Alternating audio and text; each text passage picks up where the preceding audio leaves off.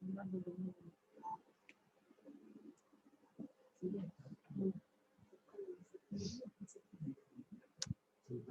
வந்து 8 காலிலிருந்து 7 காலிலிருந்து 8, 9லிருந்து 10 as usual.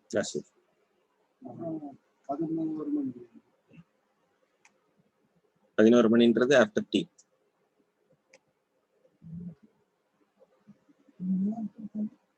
So on page 11 to 11:51. Yeah, live is started.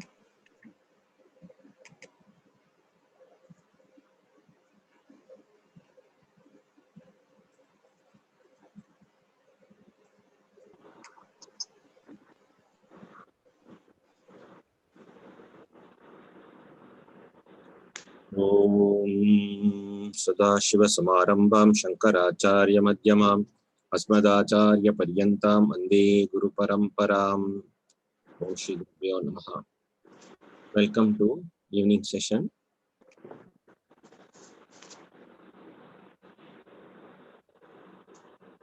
We are in the 50th shloka.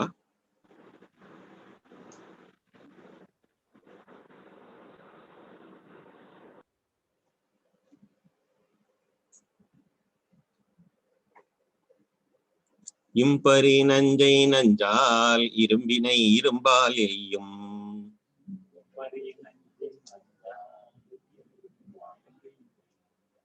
அம்பினை Ambal பற்றும் அழுக்கினை அழுக்கான் மாய்ப்பர்.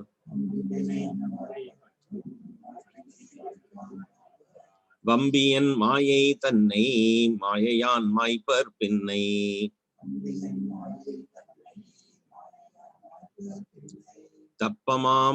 தம்பமாம் அதுவும் கூட சவஞ்சுடு தடிபோர் போமே. தம்பமாம் அதுவும் கூட சவஞ்சுடு தடிபோர் போமே. தம்பமாம் அதுவும் கூட சவஞ்சுடு தடிபோர் போமே என்றார்.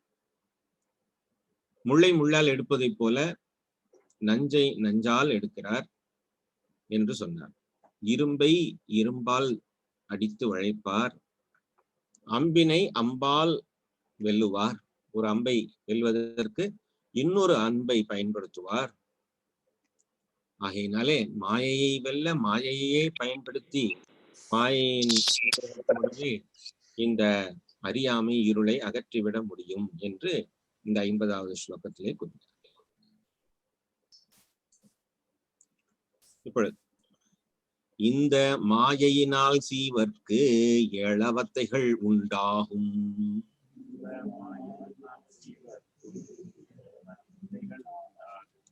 மந்தவேள் அவத்தை தம்மை அடைவினின் மொழிய கேளாய். மந்தவேளத்தை தம்மை அடையவினின் மொழிய கேளாய். முந்தவன் ஞான மூடன் முறைத்தல் காணாத ஞானம். முந்தவன் ஞானம் மூடன் முறைத்தல் காணாத ஞானம். சந்ததங் கண்ட ஞானம் தழல் கெடல். சந்ததங் கண்ட ஞானம் தழல் கெடல் குளிர்மையாதல். குளிர்மையாதல். குளிர்மையாதல். குளிர்மையாதல். இந்த மாயையினால் ஜீவருக்கு 7 அவஸ்தைகள் உண்டாகும். 7 அவஸ்தைகள் சொல்ல போகிறார். 7 அவஸ்தைகள் உண்டாகும். அந்த அவஸ்தைகளை நான் மொழிய கேட்பாயாக என்று கூறினார். அதனுடைய உரையை நான் கொடுக்கிறேன். அஜ்ஞானம் ஒன்றை ஒண்ணு எழுதிக்கணும். அஜ்ஞானம், ஆவரணம், விக்ஷேபம். ஒண்ணுங்கீழ் ஒண்ணு எழுதுங்க. அதனுடைய விளக்கத்தை அதுக்கு சைட்ல எழுதிக்கலாம். அஜ்ஞானம், ஆவரணம், விக்ஷேபம். பரோக்ஷ ஞானம், பரோக்ஷ ஞானம், அபரோக்ஷ ஞானம். 4. பரோக்ஷ ஞானம் 4, அஜ்ஞானம், ஆவரணம், விக்ஷேபம், பரோக்ஷ ஞானம் 4. 5வது அபரோக்ஷ ஞானம்.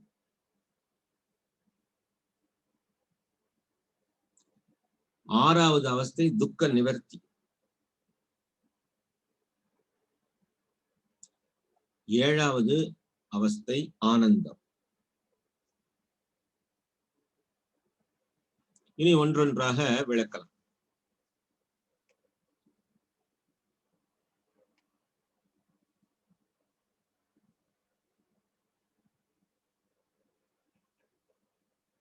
மறுபடியும் இந்த லிஸ்ட் சொல்றேன். அஜ்ஞானம், ஆவரணம், விக்ஷேபம், பரோக்ஷ ஞானம், அபரோக்ஷ ஞானம், துக்க நிவர்த்தி, ஆனந்தம் என்று 7 நிலைகளை சொல்லியிருக்கிறார். அஜ்ஞானம், ஆவரணம், விக்ஷேபம், பரோக்ஷ ஞானம், அபரோக்ஷ ஞானம், துக்க நிவர்த்தி, ஆனந்தம் என்று 7 நிலைகள், 7 அவஸ்தைகள்.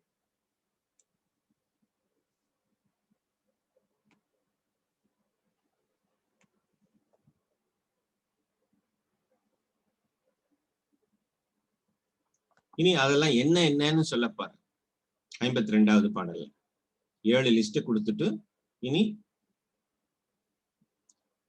பிரம்மமாம் தன்னை மறந்த பேதமையே அஞ்ஞானம்,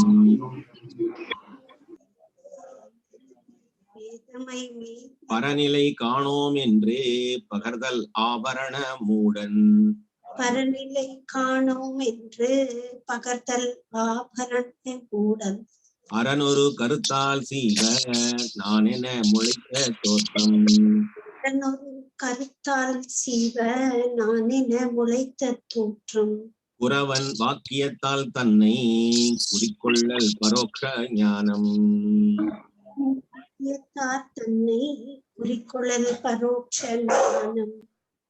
அஜ்ஞானம் என்றால் என்ன? அதுக்கு ஒரு டெஃபினிஷன். பிரகரண கிரந்தங்கள்லயே ஒரு விசேஷம் என்னன்னா எல்லாத்துக்கும் ஒரு டெஃபினிஷன் இருக்கும், எல்லாத்துக்கும் ஒரு குறிப்புகள் இருக்கும். இந்த நூல்களை எல்லாம் அடிப்படையா வைத்து கொண்டுதான் நாளைக்கு உபனிஷத், தச உபனிஷத், பகவத்கீதையினுடைய சாங்கர பாஷ்யம், பிரம்மசூத்திரம் போன்றவற்றையெல்லாம் நம்மால படிக்க முடியும். அதற்கு அடிப்படை என்னன்னா இந்த மாதிரியான பிரகரண கிரந்தங்கள்ல இருக்கக்கூடிய அந்த டெஃபினிஷன்ஸை புரிஞ்சு வச்சுன்றது. அப்போ அஜ்ஞானம்னா என்னன்னா பிரம்மஸ்வரூபமான தன்னை மறந்து இருத்தலே அஜ்ஞானம் ஆகும். பிரம்மமாம் தன்னை மறந்த பேதமையே அஜ்ஞானம், பிரம்மமாம் தன்னை மறந்த பேதமையே அஜ்ஞானம்.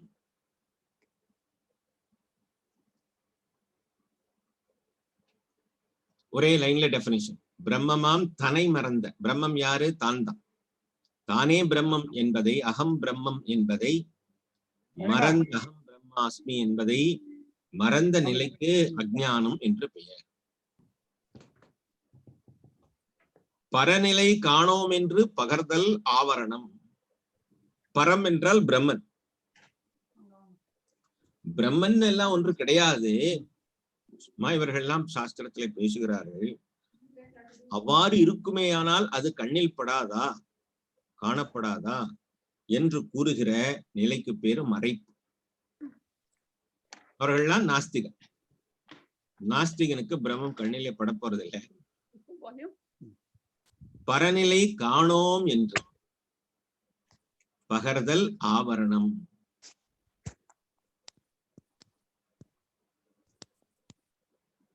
மூடன் அறனொரு கருத்தால் ஜீவன். அதுக்கு அடுத்தது ஒருவன் தன்னை ஜீவன் என்று மூடத்தனமாக நினைத்துக் கொள்வது விக்ஷேபம்.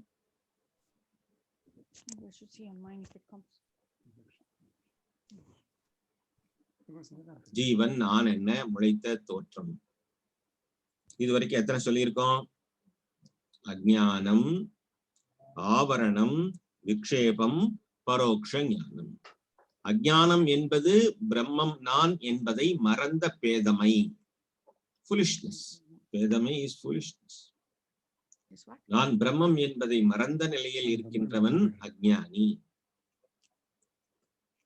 ஆவரணம் என்பது பரநிலை காணோம் என்று பகர்தல் ஆவரணம்.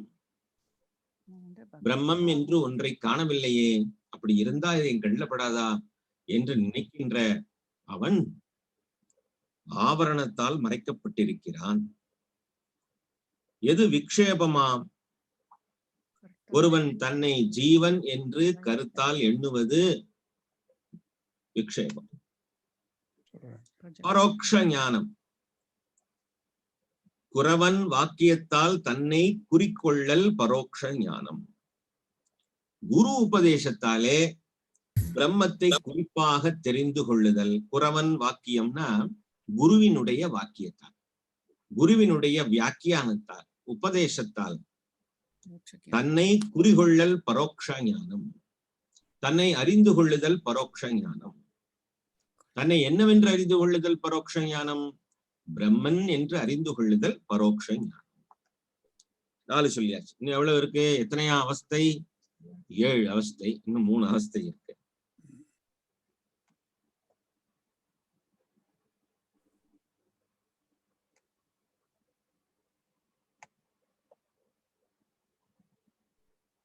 தத்துவம் விசாரம் செய்து சகல சந்தேகமோ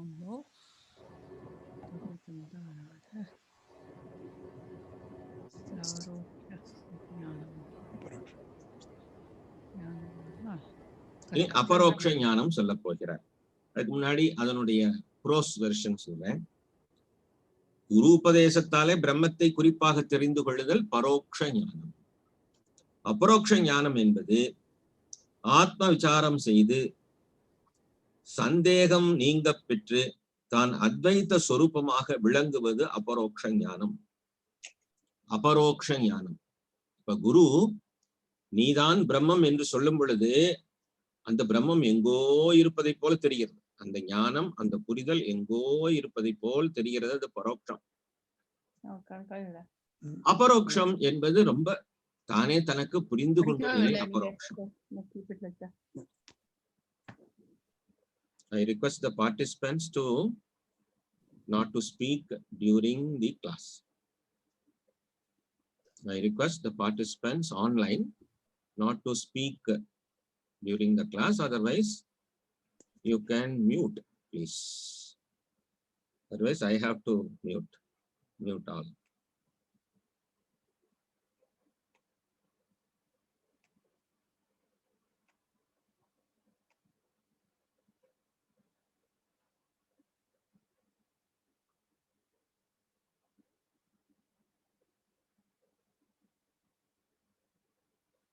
தத்துவ விசாரம் செய்து சகல சந்தேகமும் போய் அத்வைத ஆனந்தத்தை அடைந்து அபரோக்ஷ ஞானத்தை பெறுகிறான்.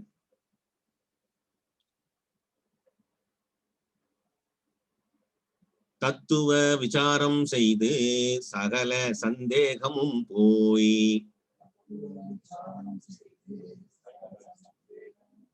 அத்துவிதந்தானாதல் அபரோக்ஷ ஞானம் ஆகும்.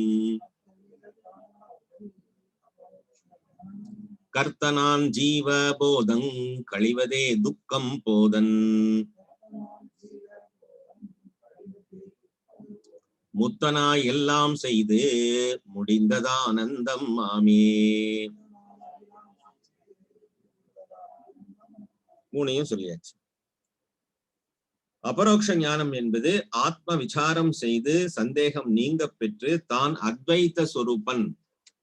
தத்துவ விசாரம் செய்து சகல சந்தேகமும் போய் அத்துவிதந்தான் ஆதல். அத்துவிதம்னா அத்வைத்தம். தமிழ்ல அத்துவிதம் எழுதுறார். அத்வைத்தம். அத்வைத்தம் தான் ஆதல், தான் இரண்டற்ற ஒன்று என்பது என்று புரிந்து கொள்வது அபரோக்ஷ ஞானம். பரோக்ஷ ஞானத்துக்கும் அபரோக்ஷ ஞானத்துக்கும் என்ன வித்தியாசம்? பரோக்ஷ ஞானம் ஆகப்பட்டது குரவன் வாக்கியத்தால் தன்னை குறிகொள்ளல் பரோக்ஷ ஞானம். குருவானவர் என்ன சொன்னார்? நீயே பிரம்மம் என்று சொன்னார். நீயே பிரம்மம் என்று சொல்லி கேட்டான் இல்லையா, அப்பொழுது கிடைக்கப்பெறுவது பரோக்ஷ ஞானம்.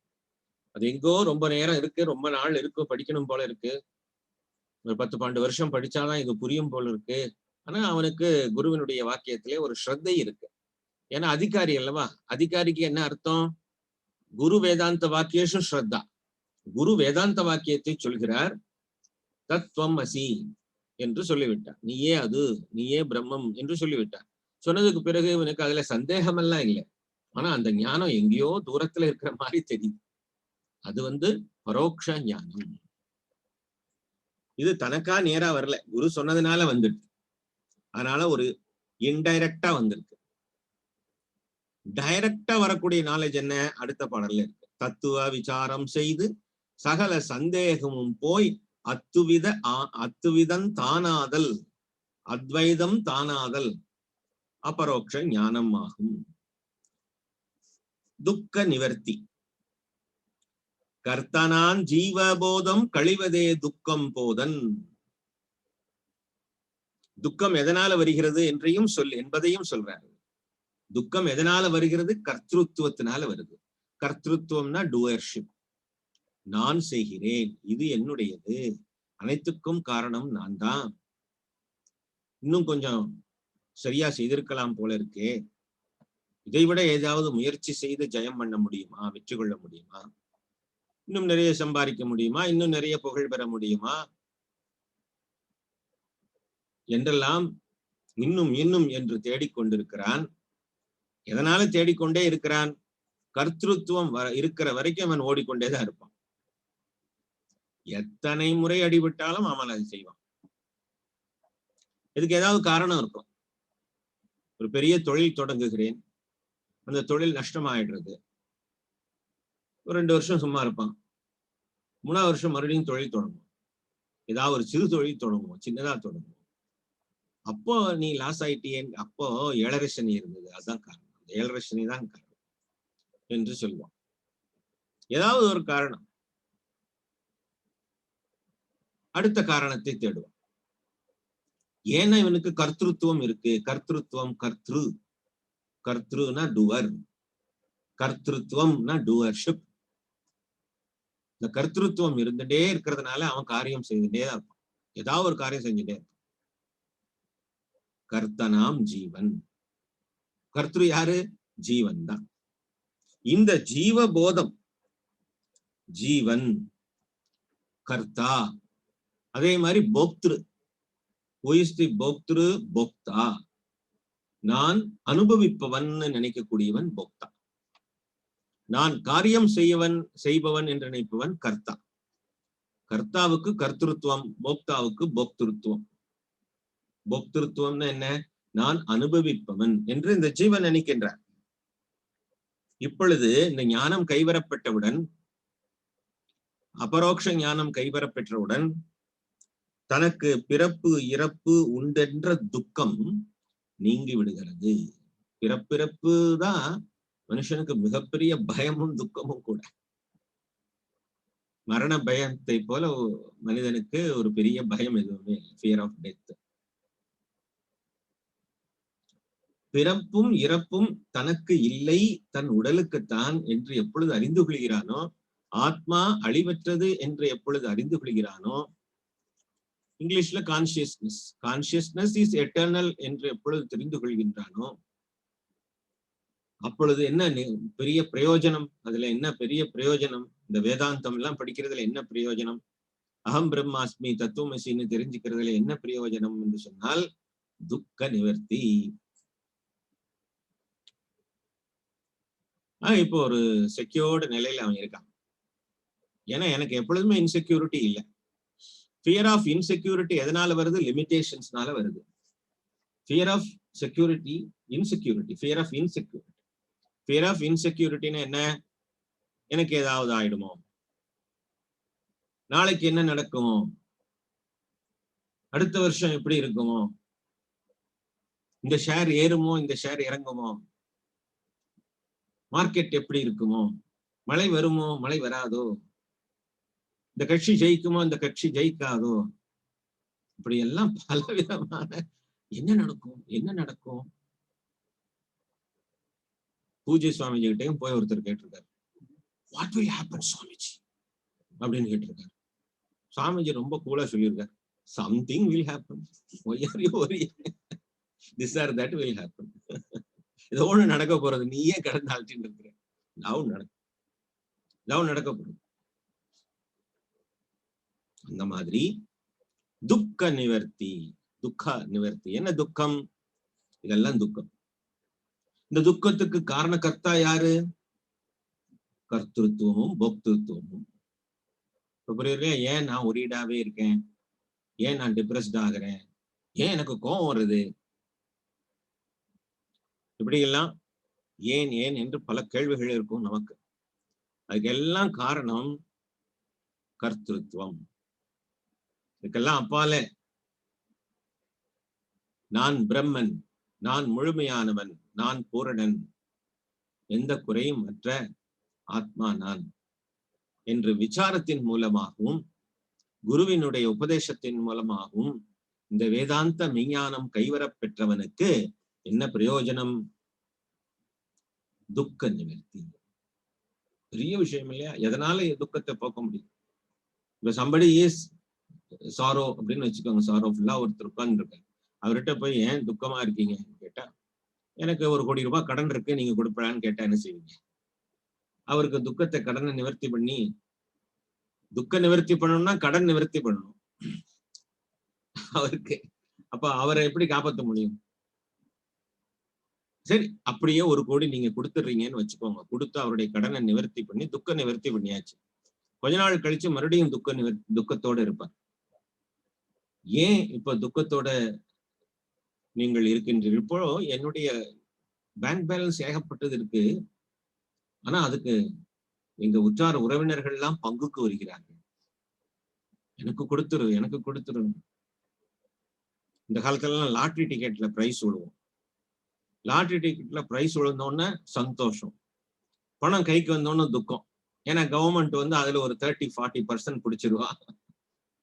அதுக்கப்புறம் வந்து சொந்தக்கார பந்தக்காரெல்லாம் வந்து புதுசா சொந்தங்கள்லாம் வரும். அப்புறம் மாமா சந்தோஷமா இருக்கா, ரொம்ப சந்தோஷமா இருக்கா, நீ மறந்து என்ன அடையாளம் தெரியலையா என்று சொல்லி ஒரு சொந்தம் வரும். யாரும் எங்கேயோ பார்த்த மாதிரி இருக்கேன்னா என்னப்பா சமாச்சாரம்னா, உங்கள்கிட்ட இப்ப வசதி எல்லாம் வந்துருச்சு, எனக்கு கொஞ்சம் ஹெல்ப் பண்ணக்கூடாதான்னு கேட்பான். இப்ப துக்கத்தின் மேல துக்கமா வந்துடும். ஆகையினாலே பொண்ணோ பொருளோ பதவியோ உறவுகளோ எதுவுமே இந்த துக்கத்தை நிவர்த்தி பண்ணிவிட முடியாது. ஞானம் ஒண்ணுதான் துக்க நிவர்த்தியை பண்ண முடியும். அந்த ஞானம் எப்படிப்பட்ட ஞானமா இருக்கணும்? அபரோக்ஷ ஞானமாக இருக்க வேண்டும். இம்மிடியட் நாலேஜா இருக்கணும், டைரக்ட் நாலேஜா இருக்கணும். தனக்கு 2 நிலைகள் இல்லை என்கின்ற அத்வைத்த ஆனந்த அனுபவமாக இருக்கணும். அத்வைத்தமே ஆனந்தம் தான். துவைத்தம் பயம், அத்வைத்தம் ஆனந்தம். துவைத்தம் எப்பொழுதுமே பயம். இந்த துவைத்தம் பயம். நாங்க ஒரு ஆசிரமம் வச்சிருக்கோம். அந்த ஆசிரமத்துல நான் ஒருத்தன் தான் தனியா தங்கிட்டு இருக்கேன். என் கூட இருந்த சுவாமிஜி வெளியே வந்துட்டார் இன்னொரு வேலையா. அப்போ நான் தங்கிட்டு இருந்தேன் ஒரு காலத்துல. அப்போ அந்த ஆசிரமத்துல எனக்கு துணைக்கு இருக்கிற பேர் வெளின்னு ஒரு பரிசாரகர் வந்தார். நல்லா அஜானு பாகுவா இருப்பார். இப்ப துவைத்தம் ஆயிட்டேனே நான். அவரோட சேர்ந்து ஏகாந்தமா இருந்தது போச்சு, இப்ப துவைத்தம் ஆயிடுச்சு. அவர் பேரு வேற, ஈஸ்வரன். எனக்கு ரொம்ப பிடிச்ச பேரு. ஓகே, ஈஸ்வரனே நமக்கு துணைக்கு வரார் அப்படின்னு நினைச்சு அவரை கூட வச்சுட்டேன். நான் மேல் ரூம், அவர் கீழ் ரூம். அதெல்லாம் சாத்தி இருக்கு. ஆனாலும் கொஞ்ச நேரம் கழிச்சு ஒரு டிராக்டர் ஓடுற மாதிரி சவுண்டு கேட்கறது. சவுண்டு கேட்கறது. என்னடா அது இப்படி ஒரு டிராக்டர் ஓடுறதே அப்படின்னு நினைச்சு பயந்து, எனக்கு கூட இன்னொருத்தர் இருக்காரு, துவைத்தம் ஆச்சே, அத்வைத்தம் போயிடுத்து, இப்ப துவைத்தமா இருக்கு. பயந்து கீழே இறங்கி வந்து பார்த்தேன். நல்லா ஆஜானுபாகுவான தோற்றம் ஆச்சா. அவருடைய ஸ்டமக் அப்படியே மேல போறது, மேல போறது. அப்புறம் கொஞ்ச அதுல என்ன எனக்கு இன்னும் பயம்னா, இந்த மேலே போனது கீழே வரத்துக்கு ஒரு 2 நிமிஷம் ஆறுது. யாரு இருக்காரா இல்லையா? அவர் மீசை வேற பெரிய மீசையா வச்சுட்டு இருப்பார், வாய வேற திறந்துட்டு இருக்க, கொரட்டை விடுறாரு. மேல போயிடுச்சு ஸ்டமக்க. அப்புறம் அண்ணே இருக்கீங்களா, ஹலோ, என்ன சத்தத்தை காணோம்னா அதுக்கப்புறம் இன்னைக்கு முடிவு பண்ணிட்டேன், இந்த துவைத்தம் எப்பொழுதுமே பயம்தான். நீங்களும் மறக்க மாட்டீங்க. அதுக்காக துவைத்தம் எப்பொழுதும் பயம். நம்ம ஏகாந்தமா ஆனந்தமா இருந்ததை விட்டுட்டு கூட துணைக்கு இன்னும் ஒரு ஆளை வச்சுட்டா இப்ப அதுவே பெரிய பயமா போயிடுச்சு. அப்புறம் அதுக்கு ஒரு கிளைமாக்ஸ் இருக்கு. நான் அடுத்த நாள் காலையில அவர் அனுப்பிச்சு விடுறதுன்னு முடிவு பண்ணிட்டேன். அவர் வந்து சொன்னார், நேத்து கொஞ்சம் அசந்து தூங்கிட்டேன் போல இருக்கு. ஆஹா, அசந்தா தூங்க நீங்க ஆள் இருப்பீர்களோ இல்லையோ என்றே சந்தேகம் ஏற்பட்டு விட்டது ஐயா என்று சொன்னேன். எதற்காக சொல்கிறேன் என்றால், துவைத்தம் பயம், அத்வைத்தம் நான் ரெண்டா இருக்கிறதுனாலதான் பயம். ரெண்டா இருக்கிறதுனாலதான் பயம். நானே ரெண்டா இருக்கிறதுனால பயம்.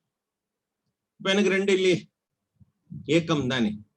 அந்த ஏக்கம் சந்தோஷம், ஆனந்தத்தை தரும். அதுதான் அடுத்தது.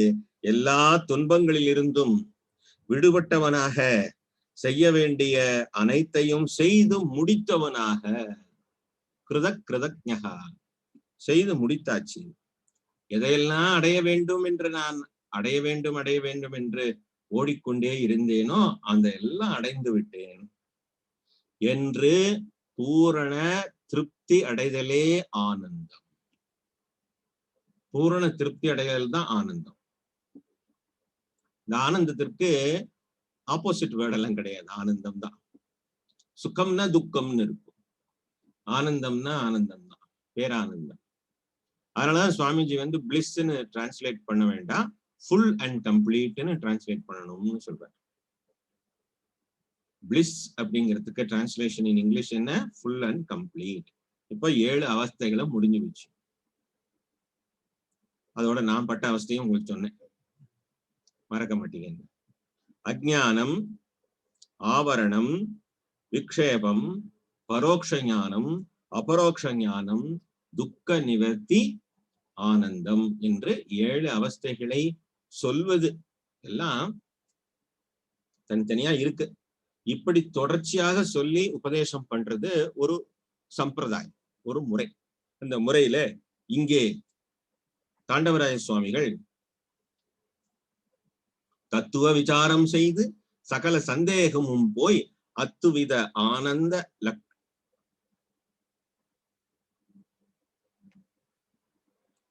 அத்துவிதம் தானாதல் அபரோக்ஷ ஞானமாகும் கர்த்தனாம் ஜீவபோதம் கழிவதே துக்கம் போதன் முத்தனாய் எல்லாம் செய்து முடிந்தது ஆனந்தம் ஆமே.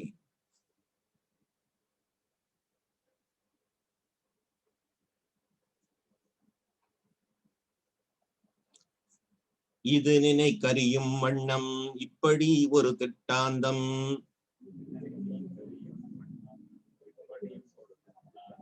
புதுமையாம் கதைகள் 10 புருடரோர் ஆற்றை நீந்தி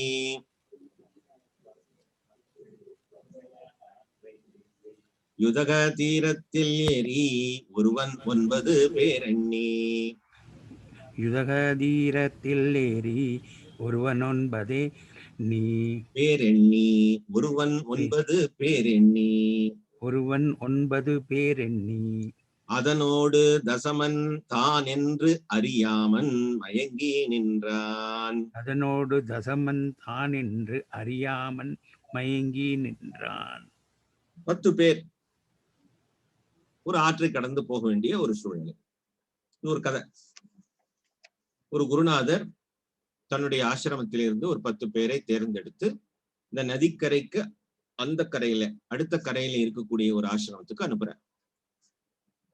இப்ப 10 பேர் அந்த படகில ஏறி போக வேண்டும். அதுல ஒருத்தனை முக்கியமா அதனுடைய ஹெட்டா போட்டு, பா நீ கவனமா பாத்துக்கோ, இந்த ஆத்துல நதியில ரொம்ப ஜலம் ஓடுறது, வெள்ளம் பெருக்கெடுத்து ஓடுகிறது, நீ ரொம்ப ஜாக்கிரதையா பாத்துக்கணும் என்று சொல்லி அனுப்புறார். இவன் சந்தோஷமா எல்லாரும் புறப்பட்டு படகுல ஏறி போகிறார்கள். அக்கறையையும் அடைந்து விடுகிறார்கள். அக்கறை அடைந்த உடனே இவனுக்கு ரொம்ப அக்கறை வந்து விடுகிறது. எண்ணி பார்க்க வேண்டும் என்று ரொம்ப அக்கறையோட எண்ணி பார்க்கிறான். ரகான்னா மட்டும் வேற, அது அக்கறை, இது அக்கறை. அக்கறையோடு எண்ணி பார்க்கிறான். 1 2 3 4 5 6 7 8 9. ஆடா 10வது ஆளை காணமே, 10வது மனுஷனே காணமே என்று ஆச்சரியப்படுகிறான். தசமனை காணவில்லை என்று அழுகிறான். இப்பொழுது அவனுக்கு யார தெரியல, தன்னை தெரியவில்லை, தன்னை எண்ண விட்டுட்டானே, அது பேரு அஜ்ஞானம், அஜ்ஞான அவஸ்தை.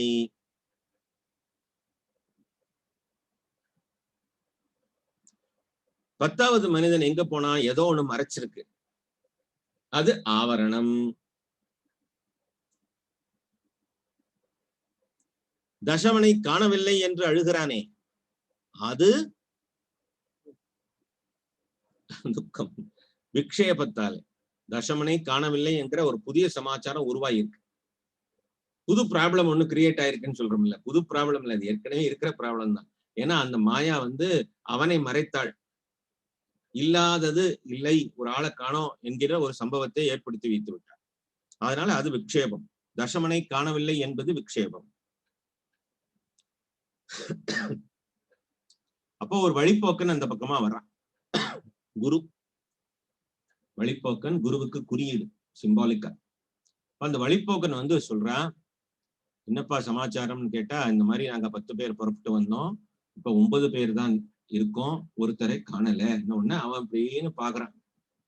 அவன் பார்த்ததுல அவனுக்கு ஒரு விஷயம் தெரிஞ்சு போச்சு, 10வது ஆள் இங்கேயே தான் இருக்கிறான் என்று சொல்றான். உடனே இந்த சஸ்பென்ஸை உடைச்சிடுறது இல்லை. 10வது ஆள் இங்கேதான் இருக்கானா, 10வது ஆள் இங்கதான் இருக்கானா என்று ஆச்சரியமா கேட்டது பரோட்ச ஞானம். பின்ன எப்படி அதுக்கு சொல்யூஷன்? 9 பேரை எண்ணிவிட்டு உன்னையும் எண்ணிக்கொள் என்று வழிப்போக்கன் சொல்ல, அந்த 9 பேரையும் எண்ணிக்கொண்டு தன்னையும் தசமன் என்று 10வது ஆள் என்று எண்ணும் பொழுது நானே அந்த 10வது மனிதன் என்று தெரிந்து கொள்வது அபரோக்ஷ ஞானம். இது வரைக்கும் அழுதுன்னு இருந்தானே, என் குரு என்ன சொல்லுவாரோ, 10வது ஆளை தொலைச்சு கட்டிட்டு வந்துட்டியான்னு கேட்பாரோ என்று பயந்து கொண்டிருந்தானே, அதுல இருந்து இப்ப நிவர்த்தி, அது துக்க நிவர்த்தி. உண்மை விளங்கி உள்ளத்தில் சந்தேகம் தீர்ந்ததே, அது எல்லையற்ற ஆனந்தம், சந்தோஷம், எல்லையற்ற ஆனந்தம். என்ன சொல்லியிருப்பான் அவன்? தசமனை கண்டேன், கண்டேன் சீதையை என்று அனுமன் சொல்வதை போல் தசமனை பார்த்து விட்டேன். தசமனை பார்க்க முடியுமா? தானேதான் தசமன். தசமன் மறைந்தானோ? மறையல. தசமன் மறைந்தான் இல்ல, மறந்தான். தசமனை மறந்தான். தசமன் மறைந்தான் இல்லை, தசமனை மறந்தான். பிறகு வழிப்போக்கனாக வந்த குரு நீதான் அப்படின்னு காமிச்சு கொடுத்துட்டு போயிட்டார். இவ்வளவுதான் சாஸ்திரம். அப்படின்னு தெரிஞ்சிருந்தா நான் கிளாஸ்க்கே வந்திருக்க மாட்டேனே. முதலே சொல்லிருக்கலாமே. 2 நாள் கழிச்சு இதை சொல்லணுமா? நீ எதை தேடுகிறாயோ அது நீதான். சபரிமலைக்கு எல்லாரும் போவோம், 48 நாள் விரதம், 48 கிலோமீட்டர் நடக்கணும் அப்படின்லாம் ரொம்ப பக்தி பூர்வமானது சபரிமலை விரதம். நிறைய பேத்துக்கு தெரியாது, அங்க மேல தத்துவமசின்னு எழுதி போட்டிருக்கு. 18ஆம் படி ஏறின உடனே அங்க தெரியும், மேல பத்திரிகைகளா தெரியாது. 18ஆம் படி மேல ஏறின உடனே அங்க தத்துவமசின்னு மலையாளத்திலையும் சான்ஸ்கிரிட்லயும் சம்ஸ்கிருதத்திலையும் எழுதி வச்சிருக்கு. பெரிய பெரிய எழுத்து, கீழே நின்று பார்த்தாலும் கூட அது தெரியும், தத்துவமசின்னு எழுதி வச்சிருக்கு. நீ எதை தேடி வந்தாயோ, யாரை தேடி வந்தாயோ அது நீதான் என்று சுவாமி சொல்ற. ஏன்னா 2 சுவாமிக்கு தான் சின்முத்திரை உண்டு. ஒண்ணு நம்ம தட்சிணாமூர்த்திக்கு, இன்னொன்னு சுவாமி ஐயப்பனுக்கு சின்முத்திரை. அந்த சின்முத்திரை காட்டி நீ எதை தேடி வந்தாயோ அது நீதான் என்று சொல்வதை போல், ஏன்னா ஞானஸ்வரூபன் சித்ஸ்வரூபன் ஐயப்பன், அந்த கலியுக வரதன்.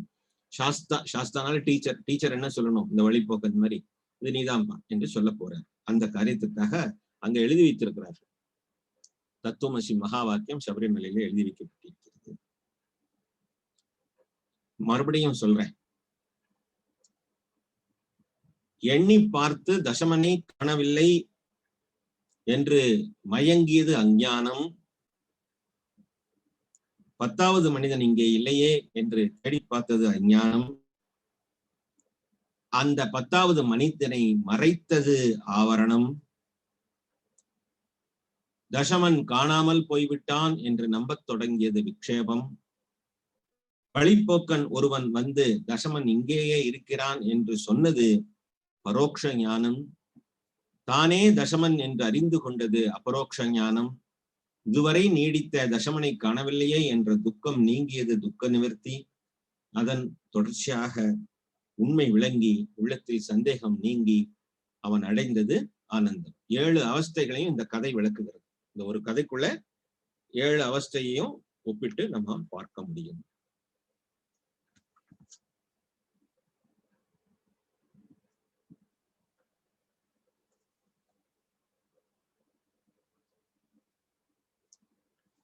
அறியாத மயலஞான அவனிலை காணோம் என்றால் அவனிலை காணோம் என்றால் பிரியாவாவரணம் ஆகும் பிழை கொண்டழல் விட்சேபம் கிரியாவாவரணம் ஆகும் பிழைகொண்டல் விட்சேபம் விட்சேபம் நெறியாளன் தசமன் உண்டு நிற்கின்றான் என்ற சொல்லை நெறியாளன்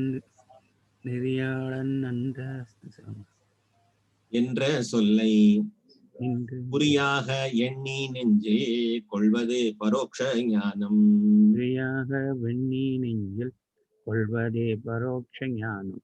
புண்ணிய பதிகன் பின்னும் புருடர் ஒன்பதின்மர் தம்மை புண்ணிய பதிகன் பின்னும் புருடர் ஒன்பதின்மர் தம்மை எண்ணும் நீ தசமன்னாவை என்னவே தன்னை காணல். என்னும் நீ தஸ்மன்னாவை என்னவே தன்னை காணல். கண்ணினில் கண்ட ஞானம் கரைதல் போவது நோய் போதல். கண்ணினில் கண்ட ஞானம் கரைதல் போவது நோய் போத. எண்ணிய மனதில் ஐயம் தெளிதல் ஆனந்தம் மாமே. எண்ணிய மனதில் ஐயம் தெளிதல் ஆனந்தமாமே. 7 அவஸ்தைகளையும் இப்ப நம்ம விளக்கிட்டோம். மறுபடியும் விளக்க வேண்டியது இல்லையா? இந்த பாடல்லையே அதையும் சொல்லி கொண்டு வருகிறார். ஏற்கனவே நம்ம இதை விளக்கிட்டோம்.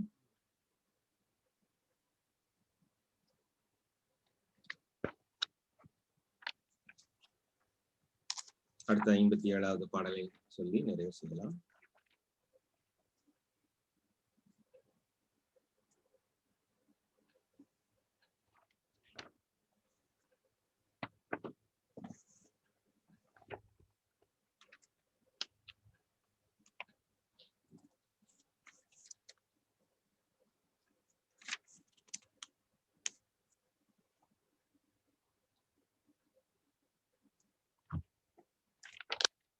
தச புமாந்தனை கண்டார் போல் சர்க்குரு மூர்த்தியேயன்.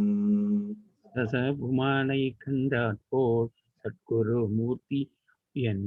நிசவடி வினையான் காண நீர்காட்டல் வேண்டும் என்றான்.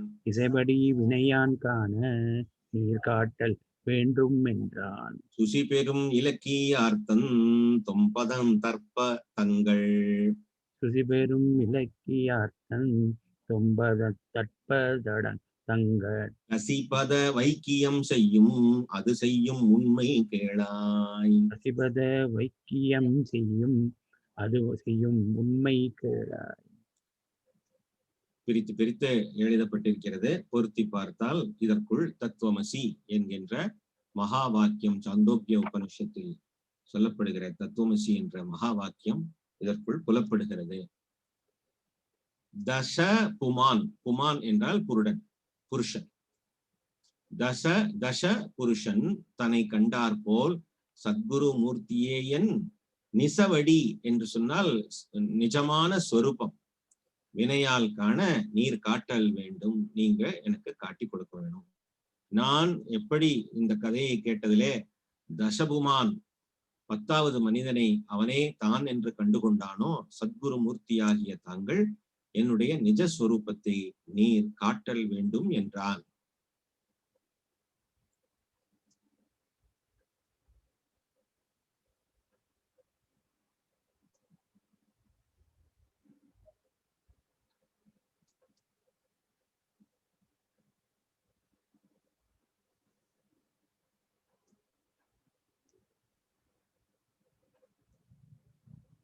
சுசி பெரும் இலக்கியார்த்தம் தொம்பதம் தற்பதம் கட்பதம். அதாவது தொம்பதம்னா துவம், துவம்னா தொம்னு எழுதியிருக்கு. தமிழ்ல தொம்பதம்னு எழுதியிருக்கு. தற்பதம்ங்கிறது தத்து பதம், தற்பதங்கள். தொம்பதம் தற்பதங்கள் அப்படின்னு படிச்சுக்கணும். கசி பதம்னு இருக்கு இல்லையா, அது கசி பதம் இல்ல, அசி. சமஸ்கிருதத்துல அசி பதம். இங்கே துவம் என்பது நீ என்று குறிக்கக்கூடியது. தத் என்பது அது என்று அர்த்தத்தை உடையக்கூடியதா இருக்கு, பெற்றிருக்கக்கூடியதா இருக்கு. அந்த அது என்ற தத்பதத்தையும் துவம் என்ற நீ பதத்தையும் ஒன்றாக ஐக்கியம் செய்யும் உண்மை கேளாய் என்று குரு சொல்கிறார். நீர் காட்டல் வேண்டும் என்றான் வரைக்கும் குருவை பார்த்து சிஷ்யன் கேட்டுக்கொள்வது. சுசி பெறும் இலக்கியார்த்தம். இலக்கியார்த்தம் என்று சொன்னால் லட்சியார்த்தம் அர்த்தம். நாளை வகுப்பிலே லட்சியார்த்தம்னா என்ன, வாட்சியார்த்தம்னா என்ன, தத்துவம் அசி பதம் எப்படி அர்த்தம் கொள்ளப்படுகிறது, எப்படி ஞான விளக்கத்தை கொடுக்கிறது என்பதையெல்லாம் நாளைய வகுப்பிலே நாம காண இருக்கின்றோம். இதுவரையிலும் 64 பாடல்கள் முடிந்திருக்கின்றன. இது சாமவேத வாக்கியம். தத்துவமசி என்பது சாமவேதம், Chandogya Upanishad.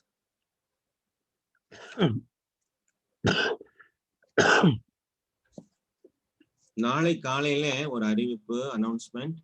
7:15 is the class. 7:15 to 8:45 minutes one class will be there, additional class, and 9 to 10 class may get extended for half an hour at least, so that we will complete 108 shlokas. Already we have done 64 shlokas.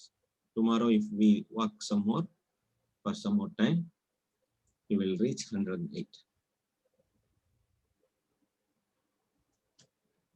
Om Purnamadav Purnamidam Purnat Purnamudachyate Purnasya Purnamadaya Purnamevavashishyate. Om Shanti Shanti Shanti. Hari Om Shri Gurubhyo Namaha. Hari Om. Thank you for your cooperation, all the online participants as well as offline participants.